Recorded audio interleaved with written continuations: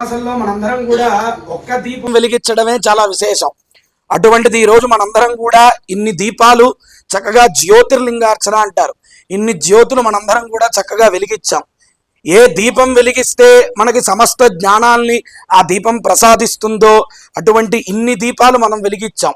ఇన్ని దీపాలు మనందరం వెలిగించడం వలన ఈ దీపాలు ఇక్కడ ఉన్నటువంటి ఈ చిక్కటి చీకటిని ఎలా అయితే పారద్రోలాయో మన జీవితంలో ఉన్నటువంటి చీకట్లు అనేటువంటి కష్టాలన్నింటినీ కూడా పారద్రోలి ఆ దీపస్వరూపిణి అయినటువంటి మహాలక్ష్మి అనుగ్రహం కూడా కలగాలని మనస్ఫూర్తిగా అందరూ కూడా ఆ పరమేశ్వరుణ్ణి ప్రార్థించండి.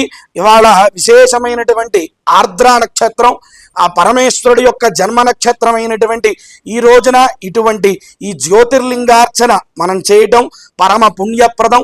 ఇటువంటి జ్యోతిర్స్వరూపుడైనటువంటి అగ్నిలింగ స్వరూపుడైనటువంటి ఆ అరుణాచలేశ్వరుడు యొక్క అనుగ్రహం కూడా మనకి కలిగి పుత్ర మిత్ర కళత్ర దాస దాసీజన విమల విజ్ఞాన సంపదలన్నీ కూడా మనకి పరమేశ్వరుడు పరిపూర్ణంగా అనుగ్రహించాలి అని చెప్పి అందరూ కూడా పరమేశ్వరుణ్ణి ప్రార్థించండి.